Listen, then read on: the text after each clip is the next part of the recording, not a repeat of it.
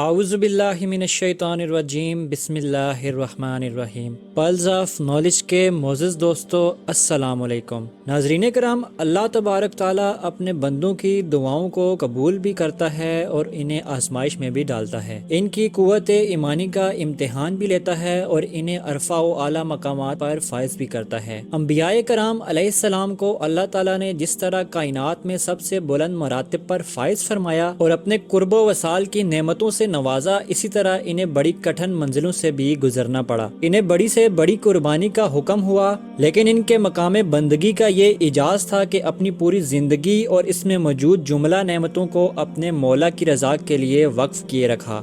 حتیٰ کہ اولاد جیسی عزیز ترین متاع کے قربان کرنے کا حکم بھی ملا تو ثابت کر دیا کہ یہ بھی اس کی راہ پر قربان کی جا سکتی ہے۔ تمام انبیاء کرام علیہ السلام اپنی شان بندگی میں یکتا اور بے مثال تھے، لیکن سلسلہ انبیاء میں سیدنا ابراہیم علیہ السلام کی داستان عظیمت بہت دلچسپ اور قابل رشک ہے۔ ان کے لیے اللہ کی راہ میں اپنے بیٹے کو قربان کرنے کا حکم ایک بہت بڑی آزمائش تھی، لیکن سیدنا ابراہیم علیہ السلام اس آزمائش میں بھی پورا اترے۔ حضرت سیدنا ابراہیم علیہ السلام اللہ رب العزت کے جلیل القدر پیغمبر تھے۔ ہمارے آقا و مولا حضرت محمد صلی اللہ علیہ وآلہ وسلم کے جد امجد ابتلاء و آزمائش کے ان گنت مراحل سے گزرے، سفر ہجرت اختیار کیا اور اپنی اہلیہ حضرت ہاجرہ اور ننھے فرزند ارجمند حضرت اسماعیل علیہ السلام کو بے آب و گیا صحرا میں چھوڑا۔ سیدنا ابراہیم علیہ السلام نے بارگاہ خداوندی میں التجا کی کہ باری تعالیٰ مجھے ایک نیک صالح اور پاکباز بیٹے سے نواز۔ اللہ پاک نے دعائے ابراہیمی کو شرف قبولیت بخشا اور بارگاہ خداوندی سے انہیں اطاعت گزار بیٹا عطا کیا گیا، جن کا نام اسماعیل رکھا گیا۔ باپ کی آنکھوں کا نور اور ان کی درینہ محبتوں اور چاہتوں کا مرکز حضرت اسماعیل علیہ السلام حضرت ابراہیم علیہ السلام کی آخری عمر کا سہارا بھی تھے۔ ناظرین کرام، حضرت ابراہیم علیہ السلام کو خواب میں یہ حکم دیا گیا کہ وہ اپنے بیٹے کو ذبح کر دیں۔ اگلی رات دوبارہ اسی خواب کو دیکھا۔ حضرت ابراہیم علیہ السلام کو یقین ہو گیا کہ یہ خواب اللہ کا حکم ہے۔ اسی طرح تیسری رات کو بھی اسی خواب کا دوبارہ سے تکرار ہوا۔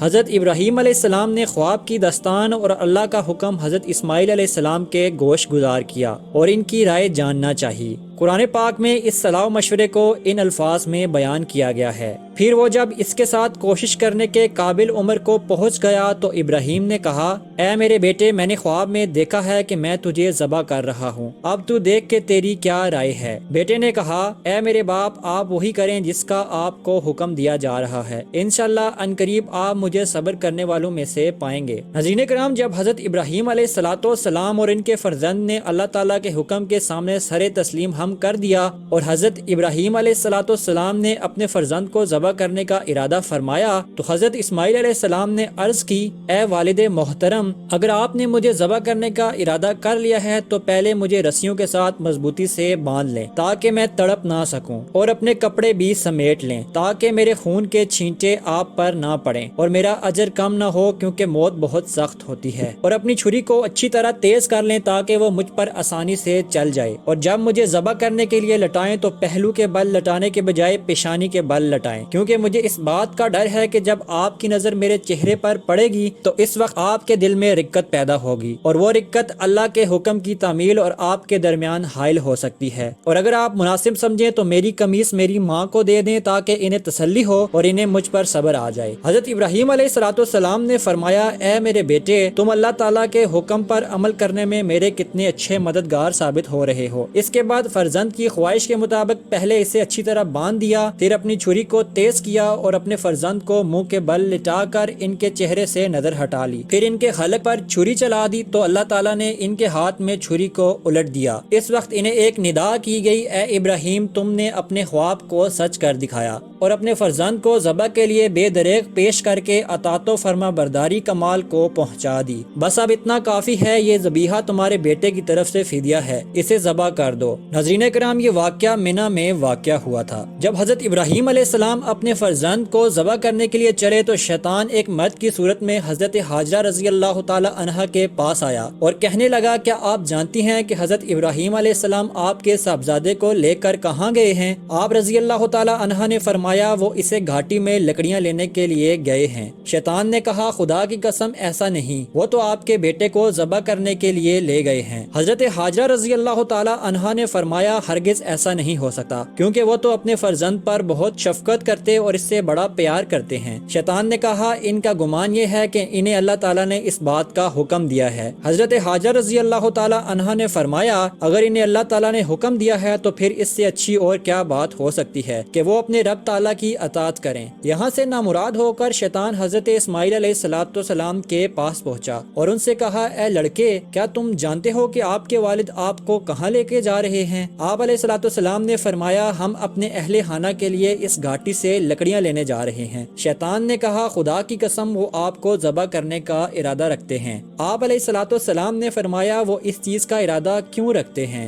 شیطان نے کہا ان کے رب تعالیٰ نے انہیں یہ حکم دیا ہے۔ حضرت اسماعیل علیہ السلام نے فرمایا پھر تو انہیں اپنے رب تعالیٰ کے حکم پر عمل کرنا چاہیے، مجھے بصر اور چشم یہ حکم قبول ہے۔ جب شیطان نے یہاں سے بھی منہ کی کھائی تو وہ حضرت ابراہیم علیہ السلام کے پاس پہنچا اور کہنے لگا اے شیخ آپ کہاں جا رہے ہیں؟ حضرت ابراہیم علیہ السلام نے فرمایا اس گھاٹی میں اپنے کسی کام سے جا رہا ہوں۔ شیطان نے کہا اللہ کی قسم میں سمجھتا ہوں کہ شیطان آپ کے خواب میں آیا اور اس نے آپ کو اپنا فرزند ذبح کرنے کا حکم دیا ہے۔ اس کی بات سن کر حضرت ابراہیم علیہ السلام نے اسے پہچان لیا اور فرمایا اے دشمن خدا مجھ سے دور ہٹ جا، خدا کی قسم میں اپنے رب تعالیٰ کے حکم کو ضرور پورا کروں گا۔ یہاں سے بھی شیطان ناکام و نامراد ہی لوٹا۔ ناظرین کرام قربان جائیں اس پیغمبر زادے کی ایمانی عظمتوں پر بھی جنہوں نے باپ کے خواب کو اللہ کا حکم سمجھتے ہوئے سر تسلیم خم کر کے تاریخ انسانیت میں ذبیح اللہ کا منفرد اعزاز حاصل کیا۔ آج دنیا میں لاکھوں مسلمان سنت ابراہیمی علیہ السلام ادا کرتے ہیں۔